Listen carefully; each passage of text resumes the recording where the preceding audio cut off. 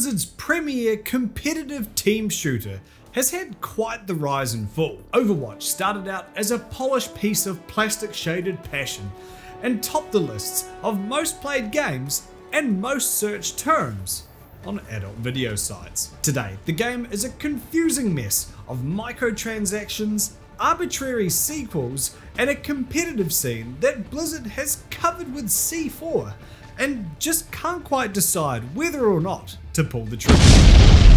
These are the mini scandals of Overwatch.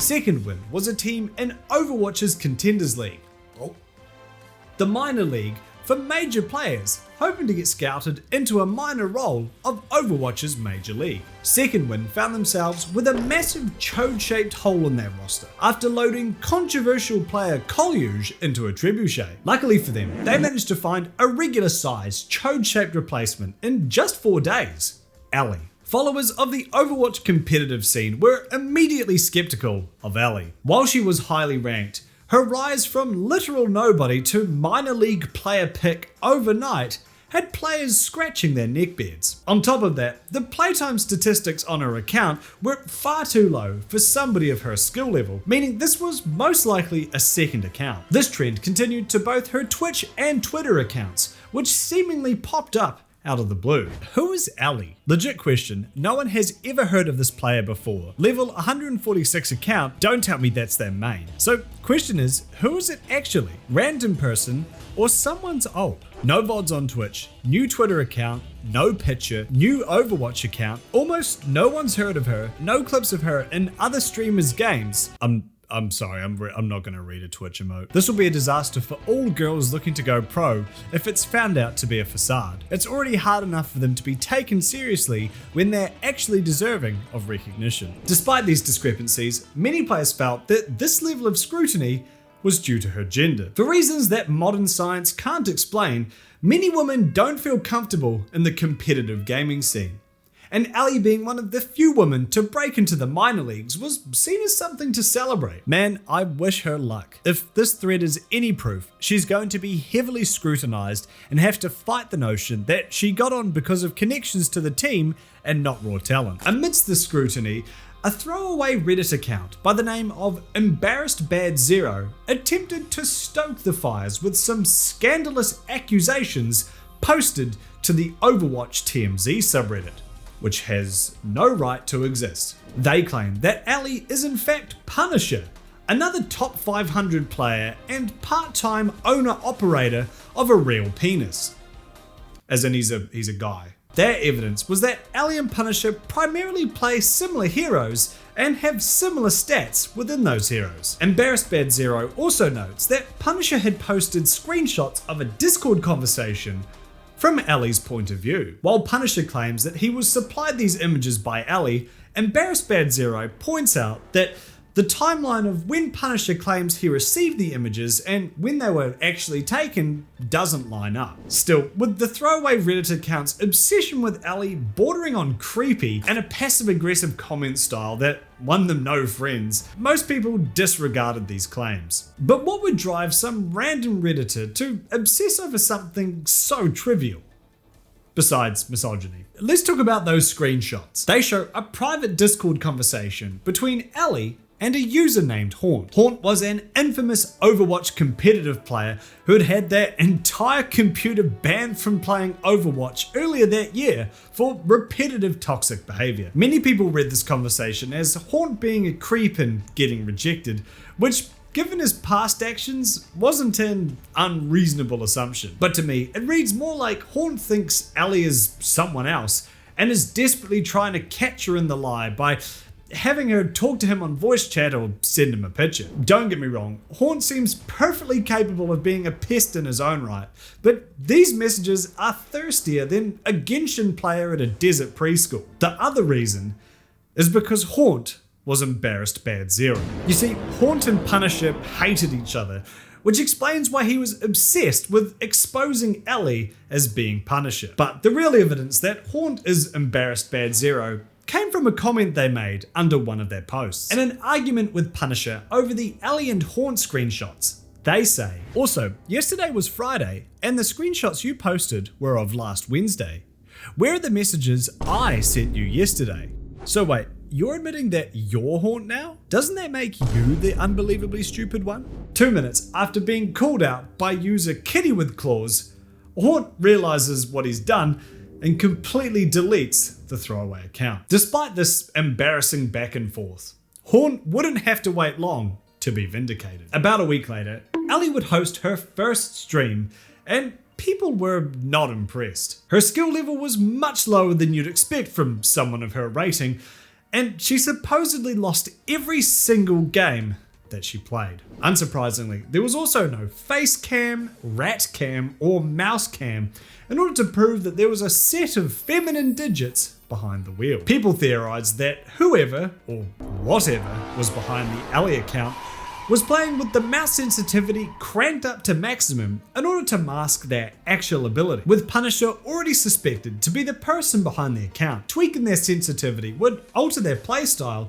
and make it more difficult to compare the two side by side. Instead, they were clearly uncomfortable playing this way, and their aim was wildly inaccurate as a result. It's possible that they were inspired by Gregory, one of the only other female Overwatch pros who plays the game with a high mouse sensitivity. I like the idea of them trying to rack their brains, trying to figure out how do women play Overwatch differently and just settling on turning up the mouse sensitivity. In yet another futile attempt at convincing the masses of her legitimacy, Ellie did speak during the live stream, something that pro player Dafran believes is also fake. Dude, what I think is happening right now is someone is playing on this account and Ellie is talking right beside him. With Ellie becoming a bit more trouble than they'd signed up for, Second Wind fired up the trebuchet yet again, and she was flung over the Mexican border. Unfortunately, due to some unforeseen reactions, Ellie has opted to step down from the team. We hope you continue to support her in her adventures in Overwatch, as we will. Second Wind's presumably flatulent owner, Justin Hughes,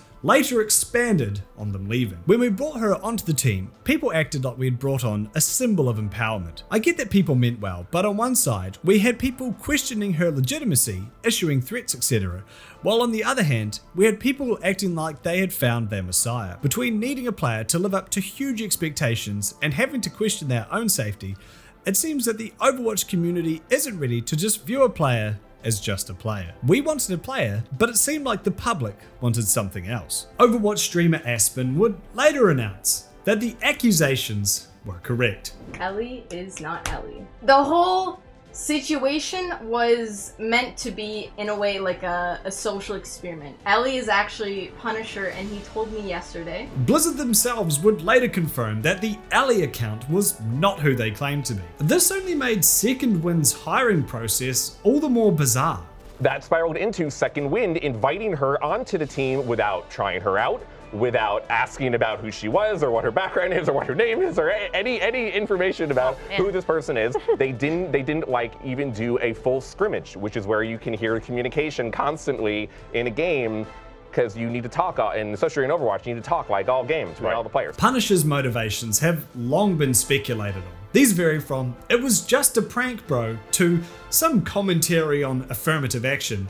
But since Punisher has only used his Reddit account to buy mice and win iPhones since the incident, we may never truly know. Ultimately, the biggest losers here are the women of esports, who can now add "a guy is playing your account" to the list of things to diminish their accomplishments.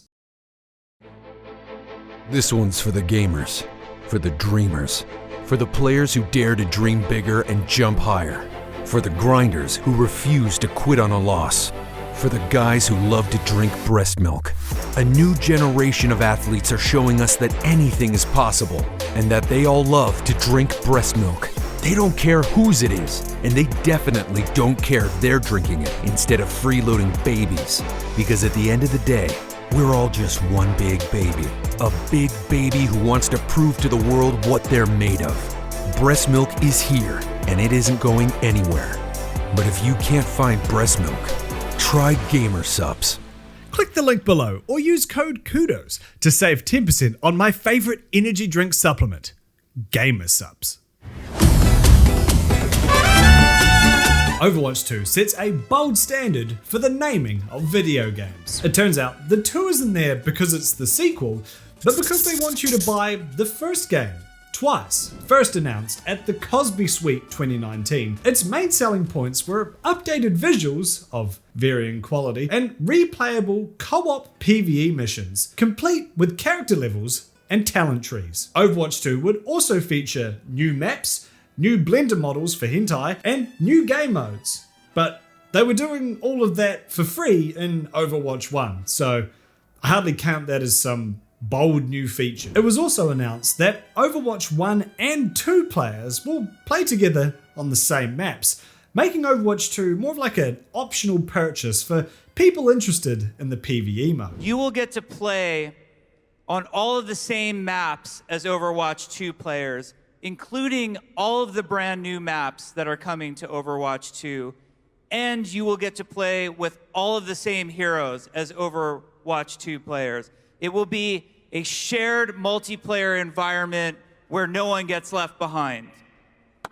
Overwatch 2 meatily slops its way towards release, and players are starting to worry. Already, Blizzard has gone against their promise of letting Overwatch 1 and 2 players coexist in peaceful harmony, with Overwatch 1 players now being forced to upgrade. This wasn't so bad, as Overwatch 2 was now free to play. But of course, that also means that Overwatch 2 was now free to play, something that Blizzard would no doubt take full advantage of. The game finally dribbles out of Blizzard, and like so many game launches we've covered on this channel before, it's a disaster. In addition to the classic concoction of massive queue times, bugs, and error codes, Blizzard managed to add in a dash of classism into the mix. In order to weed out all of the poor people who won't be spending any money on the in-game cash shop, Blizzard added in the arbitrary qualification of attaching a non-prepaid phone number to your Battle.net account. According to Blizzard,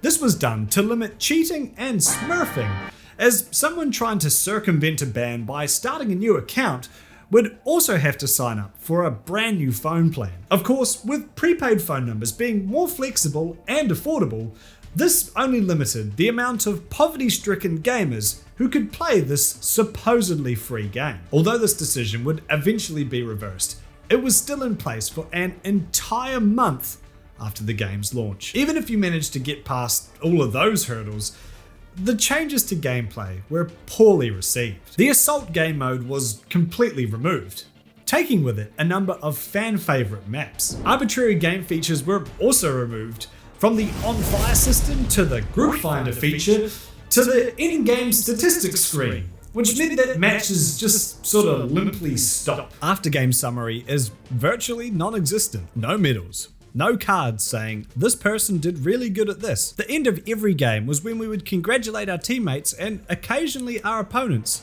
for doing a good job. Now the games just sort of end. Some characters received massive changes to their core features, changing how they were played and, in many cases, making them worse. Team size was changed from 6 players down to 5, which did little to solve any of the game's actual issues and only created more, as the game was designed with 6 players in mind. So it might sound like all Overwatch 2 did was remove a bunch of random bullshit without adding anything significant.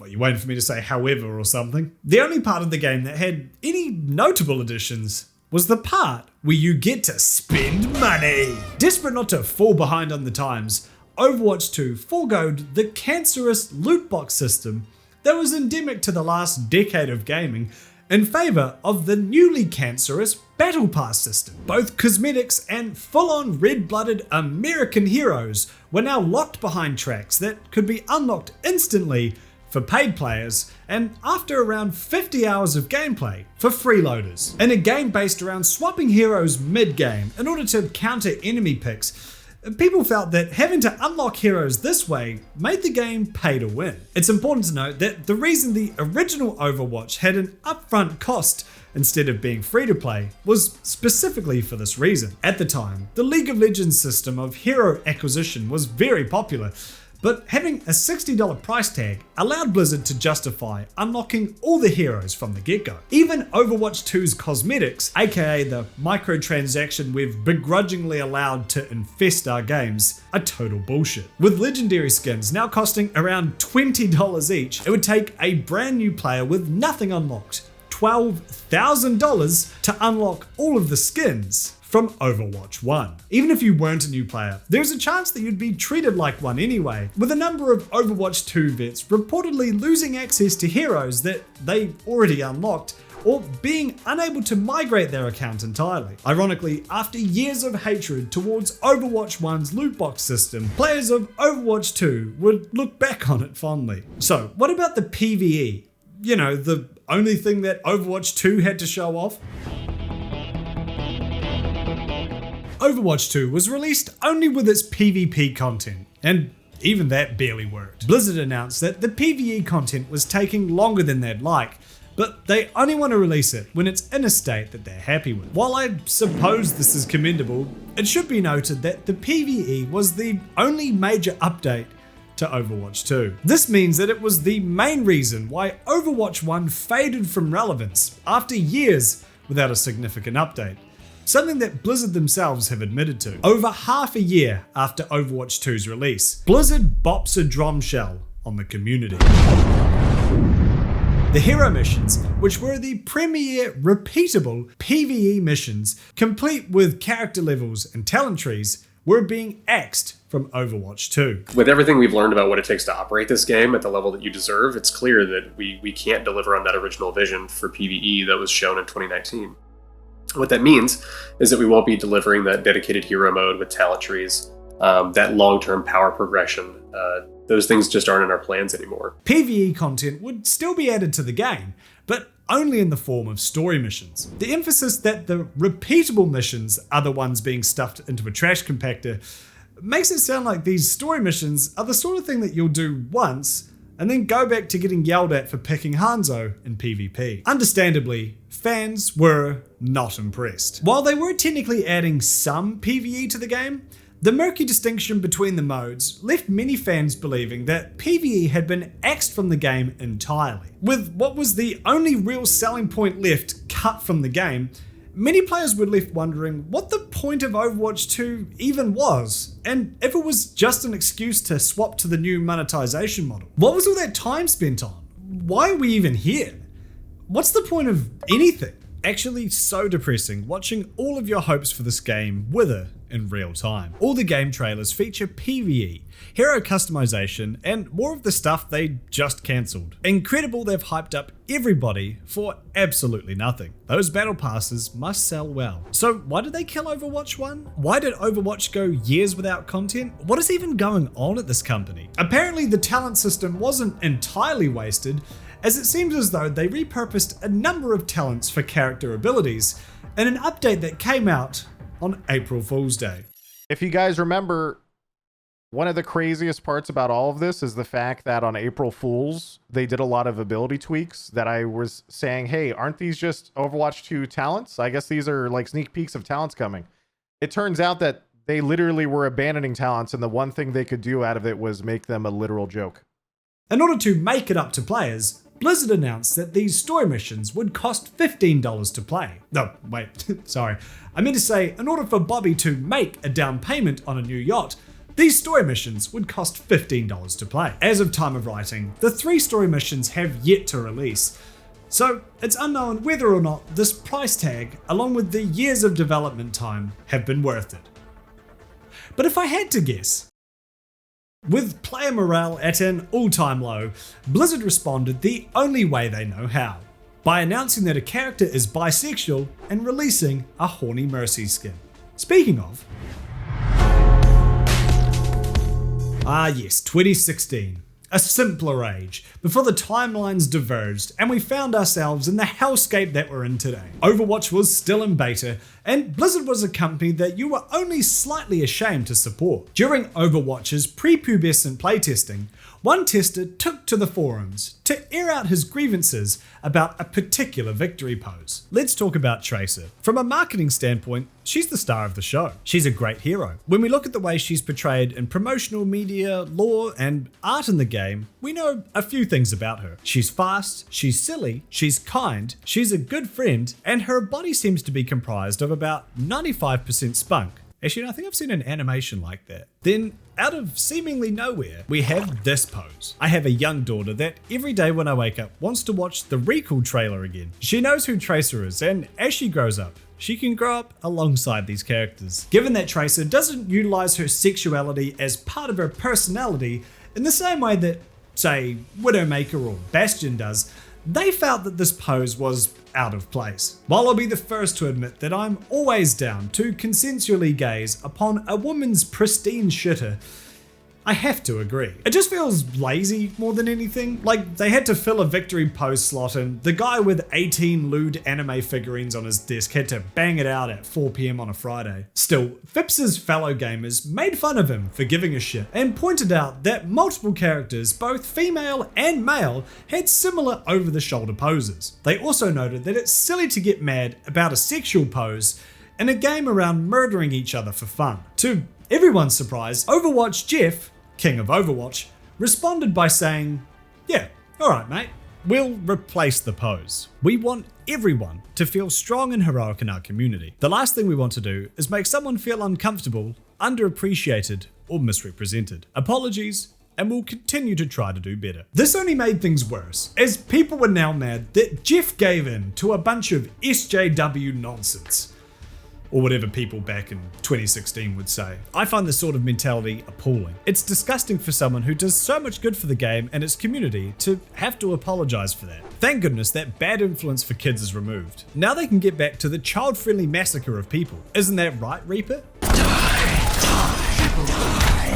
When you try to make everyone happy, you end up making no one happy. Grow a spine, Jeff. After a bunch of deleted backlash, he would clarify, "As the game director, I have final creative say over what does or does not go into the game." With this particular decision, it was an easy one to make. Not just for me, but for the art team as well. We actually already have an alternate pose that we love, and we feel speaks more to the character of Tracer. We weren't entirely happy with the original pose. It was always one that we wrestled with creatively. That the pose had been called into question from an appropriateness standpoint by players in our community did help influence our decision. Getting that kind of feedback is part of the reason we're holding a closed beta test. But it wasn't the only factor. We wouldn't do anything to sacrifice our creative vision for Overwatch, and we're not going to remove something solely because someone may take issue with it. In a surprise twist, Jeff Overwatch's solution ended up pleasing pretty much everybody. Inspired by pinup girls, the new pose seemed much more online with Tracer's spunky, upbeat character, while still having her loaded dumper on deck for anybody who likes to play video games with one hand. This would go down as the last uncontroversial decision to come out of Blizzard Entertainment. Alright, this last one is hardly a massive scandal, or maybe it's the biggest scandal yet. In 2018, human meme DJ Khalid played at the Overwatch League. It went about how you'd expect. He asks everybody to put their hands in the air like this, although the enthusiasm isn't quite there. He asks everybody to sing with him before pointing his microphone at the crowd and not singing with them. He does his little dance not once, not twice, but 3 times. After his performance, he revealed that he didn't even know it was a gaming event, but that it made him study about how big that platform is. The Overwatch League commissioner also thought they were getting someone completely different. Here's a funny story. You know the DJ Khalid thing? Yeah, when Nate Nanza told me we were getting Khalid, I was like, okay, that sounds pretty sick. Turns out Bobby Kotick must have had brunch in the Caymans with DJ Khalid and just hooked the brother up. And all of a sudden, because Nate Nanza was like, you know, he was the commissioner of the league. He was pretty, you know, hello fellow kids. He was pretty tuned in, to be honest. Like, you know, we talked a bunch about shoes and streetwear. He was obviously an older bloke with a family, but he was a bit more in tune. But, you know, something sort of went wrong there. He also spawned another classic phrase, as he often does, by saying, "Overwatch me," before doing another dance. If you're after more Blizzard scandals, why not this one about Diablo's many scandals? Or how about this one about World of Warcraft's many scandals? If you want to help support my channel and get some delicious energy powder in the process, be sure to check out Gamer Subs using my link below.